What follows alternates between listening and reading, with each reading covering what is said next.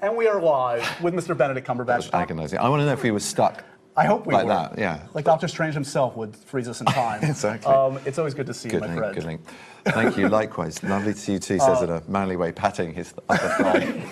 My thigh, personal space. Well, no, I was going to say, I mean, I think the internet has already dubbed us. We have like a Brangelina-like moniker.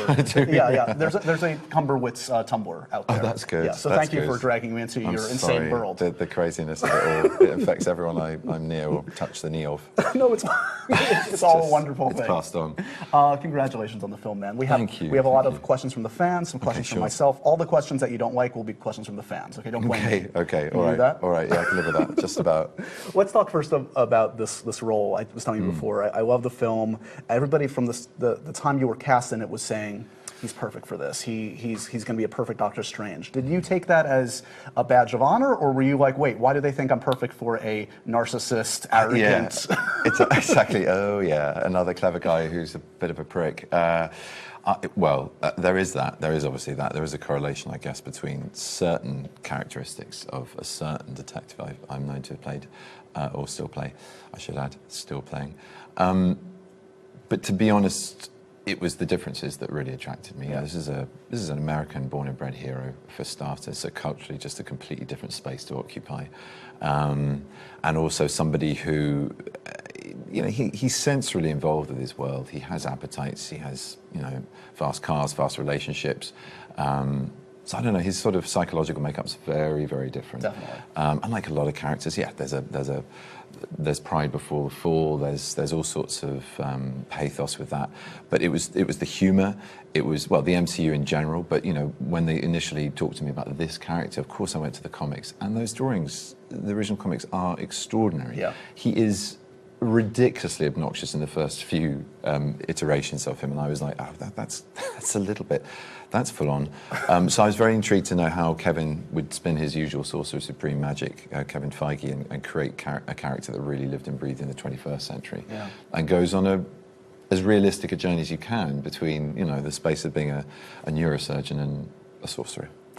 That's kind of what we're trying. It sounds ridiculous every time I say it, but you do have to treat that seriously. Yeah, and you sell the journey. It is an amazing journey for the character in the film, as you say. And as an acting thing, that was the real hook here. Yeah. You're in New York this week. We were talking when you sat down, culminating this crazy worldwide press tour with hosting Saturday Night Live for the first time, which I'm so excited for. I imagine you are stoked for. I'm already having sort of less sleep than I normally have thinking about it. But yeah, no, are you bringing ideas, or are you letting them kind of like? I don't know how it works. Of course, I haven't completely sat my hands. I mean, I've been doing a lot of this, but certain things have popped up. There's a little thing called an election, I think, going on. Is that happening soon? Near here? Yeah, somewhere. Somewhere, someplace, sometime near you, apparently. So there's that. So are you very engaged in the political race here? I've got all the emails. It's all to do with me. So yeah, no, seriously, it's just no. Of course not. It's not my country. It's not my business. But as far as material for SNL, that's obviously been kicking around my head. And but I think the idea is you turn up and you see what they've got, and then you try to bring your own funny and see what happens. If only this guy were good at impressions and different kind of characters. They're very sweet. But having said that, it's a whole different ballpark when it's live, and it's a legendary kind of. I was going to say hotbed, but that sounds a bit saucy. But bedrock of American comedy, and the greatest talents in every part of the industry come out of there. And it's hallowed ground to be treading on. I'm very excited for it. In honor of Doctor Strange, we asked for some strange questions for you. So here we go. Okay, I'm sure you got a bunch of these already, but here we go. I do not have webbed feet. I'm not a hermaphrodite. Okay. Breaking news. Yeah. Strangest place someone's asked for a picture. Sorry, strangest place. Yeah. Literally going into a bathroom, like a washroom in a service station. Yeah. Literally, but I mean running to the loo because I just kept it going for too long in the car. I was like, I'm just going to be disastrous, and I literally having to sort of with one hand push back, saying this is going to get really ugly. You have to move away now. You might want to see a doctor. I don't know how you're going to the bathroom, man. What do you mean? As in, oh no, it's okay. No, it's not scatological. It's just strangest nickname a friend has for you. Standing business. Strangest nickname a friend has for me, which will now, that's a dangerous one. Cumby, actually, not strange at all.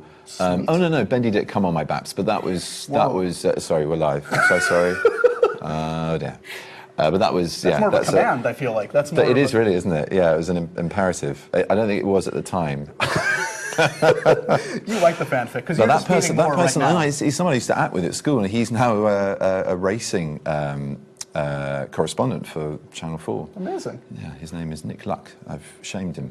You might as well. No, it's a badge of honour. That was the most inventive of many names I had at school. Strangest thing you do now that you're a parent? Strangest adjustment you've made? Strangest thing you've done with your life? All wonderfully strange, all wonderfully privately strange, but you know, just all, you know, the great thing that it is. Strangest dance move in your repertoire? What do you call that? I don't know. The worm hand. I don't know. Yeah, I don't know. Get me after the SNL, you know, the after party. There'll be some pretty weird shapes on that night, I'm pretty sure. What would Doctor Strange's dance move be? It would involve lots of hand stuff, and you know, well, he'd probably do a bit of this, and then go into a sort of disco circle thing, something like that, and then get the hips going on the same, something like that. I don't know. GIF. That's just a GIF right there. GIF. He's a human GIF. I'm a gift. The accent of this. Remember, I pestered you on the press line about this once. Well, you know the member thing of in this very beautiful town, which is obviously his habitat. I was running down Fifth Avenue in the shadow of the Empire State Building. I mean, just feeling properly like a superhero, which was a good thing because there were more paparazzi than there were crew filming me.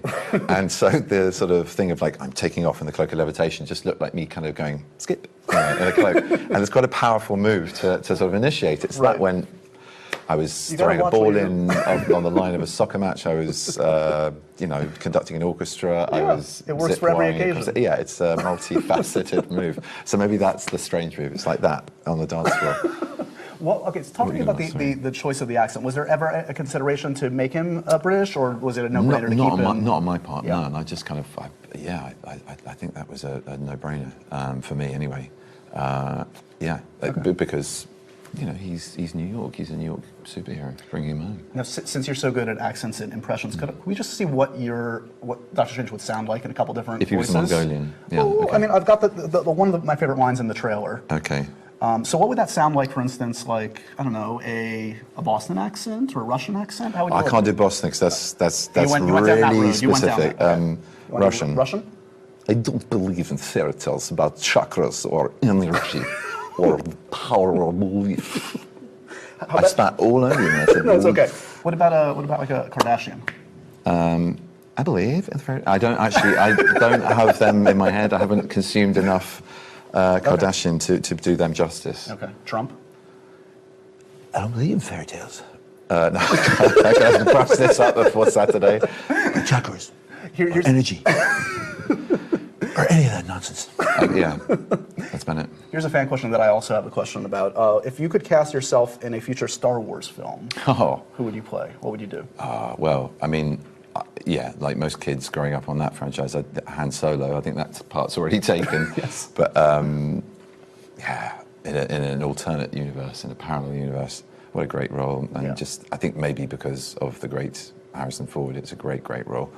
Would you ever show up like Daniel Craig style in a stormtrooper just for the hell of it? Wow. Yeah. I could do a little bit of that maybe. I'd rather do that than like a pegtastic, you know, whole. I mean, Simon's gear was. I'd met him when he was doing a little bit of jiggery pokery for the digital department, and I couldn't believe the amount of stuff he had on. Yeah. I mean, he really is sort of subsumed by that. Have you done a full mocap thing yet? I have done mocap, yeah, but not with a whole kind of body costume like an alien. Yeah. So that was me running around being a bit of a tit, but great fun. Was the shirtless scene in Doctor Strange your idea? Was that something you were just like, you know, hell yeah. I worked out for 7 months. You're going to see the result. No, I thought, you know, it's obligatory. You know, he doesn't lose his vanity, and out of that scragginess, when everything's, you know, hit the fan, he really does lose all care, and you know, he's looking completely lost and a bit wild. And I thought, as his confidence comes back, it's really important to see him being a bit in the mirror and getting to that point where that happens. And I had this whole idea that it was, you know, maybe when he was shaving, he was just, and because his hand was shaking, he couldn't finish it off quite. So that's partly why we get the, you know, very famous fan, that whole shape goatee thing. But Well, I was going to say, I mean, you're... Shirt off. Most men shave with their shirt off, and God damn it, I'd done some press ups. So. Can we expect in the next Avengers film, like, all the guys basically have everyone's like a shaving. shirtless, a giant shirtless scene, a shaving scene? Yeah, I think Iron Man and Doctor Strange should definitely have a shaving scene. I mean, that's got to be on the cards. I mean, a lot of people have talked about this, how it's so intriguing. Facial hair is. Well, it's intriguing, yes, the facial hair, but intriguing to see this character in future incarnations up against these other characters. Yeah. And in particular, Tony Stark has been mentioned because they have some similar traits. Yeah, they're pretty acerbic, kind of confident and funny guys. But do you know the dynamic yet? I don't expect you to say, but like, do you know sort of where you fit in? No, not yet. Yeah. That wasn't Kevin Feige off camera, by the way, saying, "Get out, don't talk."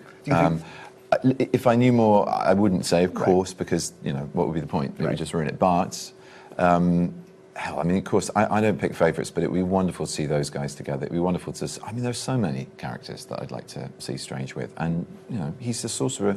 Not Sorcerer Supreme yet, but he becomes something that is incredibly important to guarding their reality, and they don't even know it. There's stuff going on in other dimensions, this whole new kind of faction that's attacking the sanctuary and the safety of what they're trying to provide. So even in that domestic squabble of civil war, that to him is, not to belittle it, but I imagine that he's sort of above sides because he's doing something like there's some bigger stuff to deal with, guys. Well, just holding stuff back that they're not even aware of. So it'd be interesting to see how that plays in. But of course, the greatest thing about these massively busy frames you see in the Avengers movies is you get these fantastic scenes between characters who are so at odds with one another. Right. So, yeah, whether it's Thor or Iron Man or Ant-Man, I mean, it'd be great. Do you think he'd make a good leader of the Avengers? People have said that he could eventually, potentially lead the Avengers. Would Strange be a good leader? Is he ready to be that leader? That's... I don't know. I really don't know. I mean, certainly not at the end of our film. He's just that's an origin story, and he's earned the cloak of levitation. He's earned that moment at the end where he goes, right, this is it. I'm aligning myself to the greater good, and I turn my back on my selfish ways, and I am committing to this cause, this fight. And beyond that, I don't know. Kevin Feige, I'm sure knows. I'm sure he knows about everything until 2030. The man he is a genius. Who would win in a fight, Strange or Loki? Oh, come on. What? I could tie knots. I could just dance. I wouldn't even have to meet. Strange. Does Tom know this? He's got it coming to him. No, I don't know. I mean, it's like I'm impossible to play top trumps with in that regard because it's true. I don't know quite how what they have to offer comes into play. But I would say again, it's about him being on the periphery, even of what Loki is the master of with disguise and mischief and everything that he gets up to with his magic as well as his strength, his power. Strange is kind of doing things. He's humanly vulnerable. I mean, if Loki got around to, in the blink of an eye, being there when he wasn't expecting it and stabbing him, it would hurt. He's a human being. But if Strange is on his game and a step ahead, then it's pretty hard to catch him. Well, does it boggle your mind that your friend, who we always joke about, Tom, that you guys are at this place in your careers where you're both part of this universe? You're both being asked who would win in fights. Exactly. And going, that's my friend I'm talking about. Well, no, and also again, it's not my. Ultimately, the fanboy in charge of this is Kevin Feige. So please write your letters on a postcard to Marvel, and I'm sure he'll get back to you. But seriously, it's one of the joys of the film is to see who trumps who and how that gets mixed up, how the most vulnerable become the most strong. It's part of the tale, I guess. So I know it's a flip question, I know it's supposed to be fun, but I don't have an honest answer for it as well. Apart from me, I would definitely Doctor Strange. Today's Halloween. Is Halloween a big holiday for you? I mean, it's not generally. It's bigger here in the States. Right. Clearly not, because we're both in a studio talking about it. I mean, I should be somewhere, What are you dressed as? You're dressed as promotional wizards. Yeah. Promotional band. What a weak superhero that would be. You can the least popular one at Target to buy. No one buys that one. Not the action figures aren't flying off the shelf. But I'd say, absolutely. It's becoming bigger and bigger every year in the UK, and where I live in London, it's a huge deal. Yeah. It's a really good area for kids to go trick-or-treating. Looking forward to maybe doing some of that. I have some gifts on the way out if you want some potential costumes for you. Brilliant. Do you want an Indiana Jones fedora? Do you want... I mean, anything that fits. I doubt that will fit, but I'll give it a go. Let's try. Let's see. If it's headways. If you liked Han Solo, you must love this Indiana might Jones. be horrific because it won't fit. Will it fit? It might fit. I think it fits. You think it fits? Fits? fits. Do you feel like Indiana Jones right now? No, I feel like I'm wearing a fedora that's slightly too small for me. I feel like I'm having a kind of, natural facelift. Trying my to get you a eyebrows future. are escaping onto my scalp. I figure you need another franchise because you don't have enough. There we go. It's good to see you, my friend. Thank you. Congratulations. Doctor Strange opens this Friday, November 4th. Everybody go see it. Check it out in 3D, by the way. It looks amazing. Yeah. What Scott Derrickson, the director, has done with this one. And I'm thrilled that you're a part of this universe because it means we just have 10 more excuses to talk. No, this is true. This is true. Next time we'll do the slumber party, Hiddleston style. Yeah, fellow fights all around. Good to see you, Thanks, man. guys. Lovely to see you too, Josh. Thank you. Thanks for watching, guys. Thank you.